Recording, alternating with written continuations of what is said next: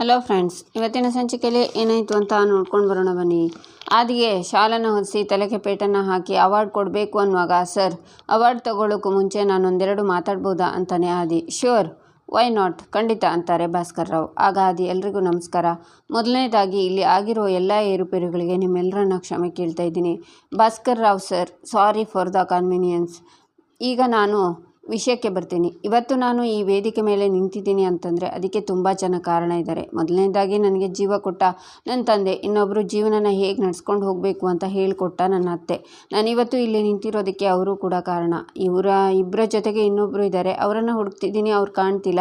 Actually ಇವತ್ತು ಅವ್ರು ಕೊಟ್ಟಿರೋ ಐಡಿಯಾ ಇಟ್ಕೊಂಡೆ ನಾನೊಂದು ಹೊಸ ಯೋಜನೆಯನ್ನು ಜಾರಿಗೆ ತರ್ತಿದ್ದೀನಿ.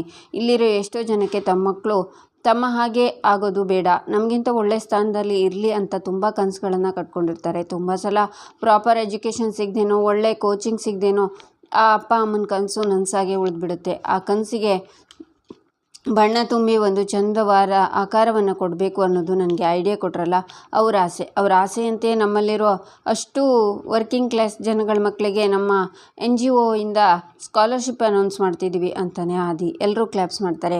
ವಾವ್ ಆದಿ, ಬಹಳ ಒಳ್ಳೆ ಐಡಿಯಾ. ಇದು ಕಾರ್ಮಿಕರ ದಿನಾಚರಣೆ ಅಂಗವಾಗಿ ನಡೀತಾ ಇರೋ ಈ ಪ್ರೋಗ್ರಾಮ್ ಇದೆಯಲ್ಲ, ಇದು ವರ್ಕಿಂಗ್ ಕ್ಲಾಸ್ಗೆ ನೀವು ತೋರಿಸ್ತಾ ಇರುವಂಥ ಬಹಳ ದೊಡ್ಡ ಗೌರವ ಅಂತ ನಾನು ಭಾವಿಸ್ತೀನಿ. ಅದಕ್ಕೆ ಅಂತ ಕಾಣುತ್ತೆ ನಿನ್ನ ಎಲ್ಲರೂ ಬೆಸ್ಟ್ ಬಾಸ್ ಅಂತ ಕೊಂಡಾಡೋದು ಅಂತಾರೆ Bhaskar Rao. Sir, actually best boss ನಾನಲ್ಲ ಸರ್, ಇನ್ನೊಬ್ಬರು ಇದ್ದಾರೆ, ಅವ್ರು best of the best boss. ಅವ್ರು ಬೇರೆ ಯಾರು ಅಲ್ಲ, ಭಾಗ್ಯ. ಆ್ಯಕ್ಚುಲಿ ತಮ್ಮ ಬಿಸ್ನೆಸ್ಸನ್ನು ಝೀರೋಯಿಂದ ಶುರು ಮಾಡಿದ್ದು ಅವರು. ಬಿಸ್ನೆಸ್ಸಲ್ಲಿ ಏನೆಲ್ಲ ಕಷ್ಟಗಳಿರುತ್ತೆ ಅಂತ ಅವ್ರು ಅರ್ಥ ಮಾಡ್ಕೊಂಡಿದ್ದಾರೆ. ಹಾಗಾಗಿ ಈ ಸ್ಕಾಲರ್ಶಿಪ್ ಐಡಿಯಾ ಇವರದ್ದೇನೆ. ನಮ್ಮ ಮನೆಯಲ್ಲೂ ಹೀಗೆ ಅಂತ ಫ್ಲ್ಯಾಶ್ ಬ್ಯಾಕ್ಗೆ ಹೋಗ್ತಾರೆ ಆದಿ ಬರ್ತ್ಡೇ ದಿನ ಸ್ವಾಮಿ ಅಣ್ಣ ಕೇಕ್ ತಿಂದ್ರ ಅಂತ ಆದಿ ಕೇಳ್ತಾನೆ. ತುಂಬ ಖುಷಿ ಆಯಿತು ಇವತ್ತು ಅಂತಾರೆ ಸ್ವಾಮಿ. ನನ್ನ ಬರ್ತ್ಡೇ ಅಂತಾನೆ ಆದಿ. ಅದು ನಿಜಾನೇ, ಅದ್ರ ಜೊತೆಗೆ ದೊಡ್ಡಮ್ಮನವರಿದ್ದರೆ ಮನೆ ಹೇಗಿರ್ತಿತ್ತೋ ಈಗಲೂ ಹಾಗೆ ನಗ್ತಾ ಇದೆ ಅಂತಾನೆ ಸ್ವಾಮಿ. ಯಾಕೆ ಹೀಗೆ ಹೇಳ್ತಿದ್ದೀರಾ ಸ್ವಾಮಿ ಅಣ್ಣ ಅಂತಾನೆ ಆದಿ. ಅಮ್ಮವರು ಹೋದ್ಮೇಲೆ ಈ ಮನೆ ಇಷ್ಟೊಂದು ಖುಷಿಯಾಗಿರೋದನ್ನು ನಾನು ನೋಡಿರಲೇ ಇಲ್ಲ. ಏನೇನೋ ಆಗ್ತಿತ್ತು, ಆದರೆ ಈಗ ಆಗಿದ್ದ ಪ್ರೀತಿ, ನಗು ಎಲ್ಲ ಮತ್ತೆ ಬಂದಿದೆ. ಭಾಗ್ಯ ಅಮ್ಮ ಈ ಮನೆಗೆ ಬಂದಮೇಲೆ ಈ ಮನೆ ಪ್ರೀತಿ ಖುಷಿ ಕಾಣ್ತಾ ಇದೆ.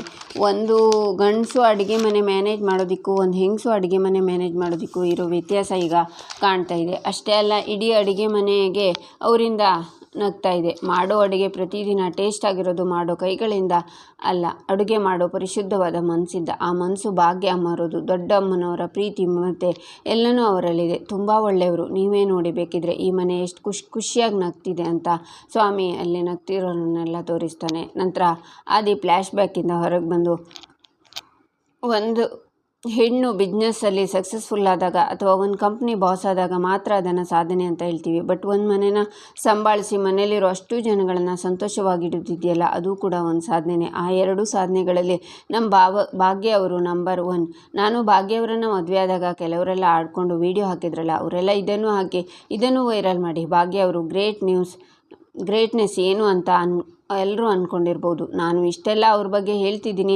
ಬೇರೆಯವರಾಗಿದ್ದರೆ ಈ ಅವಕಾಶನ ಉಪಯೋಗಿಸ್ಕೊಂಡು ಮುಂದೆ ಬಂದು ನಿಲ್ತಿದ್ರು. ಆದರೆ ಭಾಗ್ಯ ಅವರನ್ನು ನೋಡಿ ಎಲ್ಲೂ ಕಾಣಿಸ್ತಿಲ್ಲ. ಎಲ್ಲಿದ್ದಾರೆ ಅಂತ ಯಾರಿಗೂ ಗೊತ್ತೂ ಇಲ್ಲ. ಭಾಗ್ಯವರೇ, ದಯವಿಟ್ಟು ನೀವು ಎಲ್ಲೇ ಇದ್ದರೂ ಬನ್ನಿ. ನೀವು ಇಲ್ಲದೆ ಈ ಸಕ್ಸಸ್ಗೆ ಒಂದು ಮೀನಿಂಗ್ಸೇ ಇಲ್ಲ. ಪ್ಲೀಸ್ ಎಲ್ಲೇ ಇದ್ದರೂ ದಯವಿಟ್ಟು ಬನ್ನಿ ಅಂತಾನೆ ಆದಿ. ಆಗ ಅವಳು ಮುಂದೆ ನಿಂತಿರೋ ಮಕ್ಕಳೆಲ್ಲ ದೂರ ಸರಿತಾರೆ. ಆಗ ಭಾಗ್ಯ ಕಾಣಿಸ್ತಾಳೆ. ಭಾಗ್ಯವರೇ, ಬನ್ನಿ, ನೀವು ನನ್ನ ಪಕ್ಕದಲ್ಲಿದ್ರೇ ನನಗೊಂದು ಬೆಲೆ ಅಂತಾನೆ ಆದಿ. ಎಲ್ಲರೂ ಕ್ಲಾಪ್ಸ್ ಮಾಡ್ತಾರೆ. ಆಗ ಭಾಗ್ಯ ನಿಧಾನಕ್ಕೆ ನಡ್ಕೊಂಡು ಬರ್ತಾಳೆ. ಆದಿ ಕೈ ಹಿಡಿದು ಸ್ಟೇಜ್ ಮೇಲೆ ಕರ್ಕೋತಾನೆ. ಅಕ್ಷತಾ, ಕನಿಕಾ ಸಿಟ್ಟಿಂದ ನೋಡ್ತಾರೆ. ಸರ್, ನಿಮಗೆ ಅಭ್ಯಂತರ ಇಲ್ಲ ಅಂದರೆ ನಾನು ಭಾಗ್ಯವ್ರ ಜೊತೆ ಅವಾರ್ಡ್ ತೊಗೋಬೋದಾ ಅಂತಾನೆ ಆದಿ.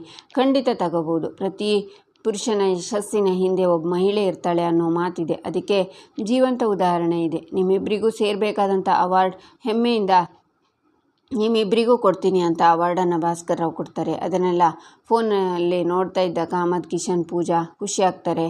ಮೇಲ್ಗಡೆ ನೋಡ್ತಾ ಇದ್ದ ಮೀನಾಕ್ಷಿ ಸಿಟ್ಟಾಗ್ತಾರೆ. ಈಚೆ ಭಾಸ್ಕರ್ ರಾವ್ ಇವರು ಇಬ್ಬರು ಮದುವೆ ಆದಾಗ ಮೀಡಿಯಾದಲ್ಲಿ ಏನೇನೆಲ್ಲ ಬಂದು ಆದಿಗೆ ಇದೆಲ್ಲ ಬೇಕಾ ಅಂತೆಲ್ಲ ಮಾತಾಡ್ಕೋತಿದ್ರು. ಆದರೆ ಈಗ ಅದಕ್ಕೆಲ್ಲ ಒಂದು ಉತ್ತರ ಸಿಕ್ಕಿದೆ. ನಮ್ಮ ಆದಿಗೆ ಖಂಡಿತ ಇಂಥ ಲೈಫ್ ಪಾರ್ಟ್ನರ್ ಬೇಕಿತ್ತು. ಒಂದು ವಯಸ್ಸಾದ ಮೇಲೆ ನಮಗೆ ಬೇಕಾಗಿರೋದು ಪ್ರೇಯಸಿ ಅಲ್ಲ, ಸಂಗಾತಿ. ಇವರಿಬ್ಬರು ಸಂಗಾತಿಗಳು, ಜೀವನ ಸಂಗಾತಿಗಳು, ಕ್ಷಣ ಕ್ಷಣಕ್ಕೂ ಜೊತೆಯಾಗಿ ಹೋಗ್ತಾ ಇರೋ ಸಂಗಾತಿಗಳು ಅಂತ ಇವರನ್ನು ನೋಡಿದರೆ ಗೊತ್ತಾಗುತ್ತೆ ಅಂತಾರೆ ಭಾಸ್ಕರ್ ರಾವ್. ಈಚೆ ಕಾಮತ್, ನೋಡಿದ್ರ ಕಿಶನ್, ಅದಕ್ಕೆ ಹೇಳೋದು ಆದಿ ಭಾಗ್ಯನ ತನ್ನ ಜೀವನದಲ್ಲಿ ಆರಿಸ್ಕೊಂಡಿರೋದ್ರಲ್ಲಿ ತಪ್ಪಿಲ್ಲ ಅಂತಾರೆ ಕಾಮತ್. ಆಗ ಮೀನಾಕ್ಷಿ ಸಿಟ್ಟಿಂದ ಡಬಾರ್ ಅಂತ ಡೋರ್ನ ಕ್ಲೋಸ್ ಮಾಡ್ಕೋತಾರೆ. ಅಪ್ಪ ಅದೇನು ಶಬ್ದ? ಅತ್ತೆ ನಾನು ನೋಡ್ಕೊಂಡು ಬರ್ತೀನಿ ಅಂತಾನೆ ಕಿಶನ್. ಬೇಡ, ನೀನು ಹೋಗೋದು ಬೇಡ, ಅವಳ ಪಾಡಿಗೆ ಅವಳನ್ನು ಬಿಟ್ಬಿಡು, ನನ್ನ ಮಾತು ಮೀರ್ಕೂಡ್ದು ಅಂತ ಕಾಮತ್ ಹೋಗ್ತಾರೆ. ಅಲ್ಲ ಕಿಶನ್, ಚಿಕ್ಕಮ್ಮಂಗೆ ಏನಾಗಿದೆ? ಅವರಿಗೆ ಅಕ್ಕನ ಕಂಡ್ರೆ ಯಾಕೆ ಇಷ್ಟೊಂದು ದ್ವೇಷ? ಆವಾಗಲೇ ಸ್ವಾಮಿ ಅಣ್ಣನ ಜೊತೆ ಹೇಗೇಗೋ ನಡ್ಕೊಂಡ್ರು ಗೊತ್ತಾ?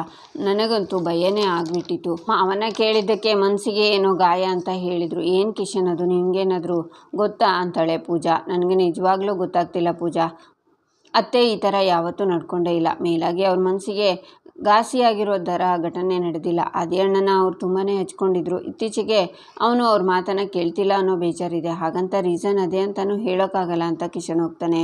ಈಚೆ ಭಾಸ್ಕರ್ ರಾವ್, ನೀವಿಬ್ಬರು ಹೀಗೆ ಜೊತೆಯಾಗಿ ಖುಷಿಯಾಗಿ ಇರಬೇಕು ಆದಿ.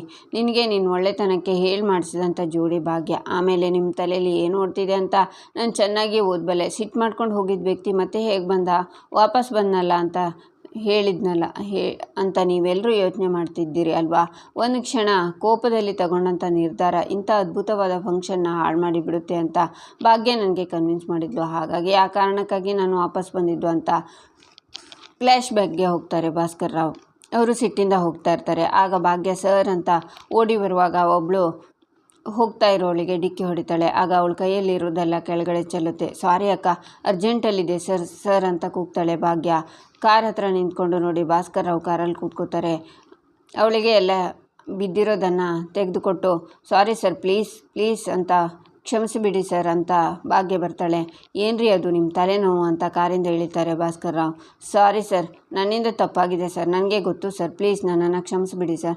ಇಷ್ಟು ವರ್ಷಗಳಿಂದ ಶಿಸ್ತು, ಸಂಯಮ ಇದನ್ನೆಲ್ಲ ಸ್ಟ್ರಿಕ್ಟಾಗಿ ಪಾಲನೆ ಮಾಡ್ಕೊಂಡು ಬಂದಿದ್ದೀರಾ ಅಂತ ನನಗೆ ಗೊತ್ತು. ಅದನ್ನೆಲ್ಲ ನಾನು ಹಾಳು ಮಾಡಿಬಿಟ್ಟೆ.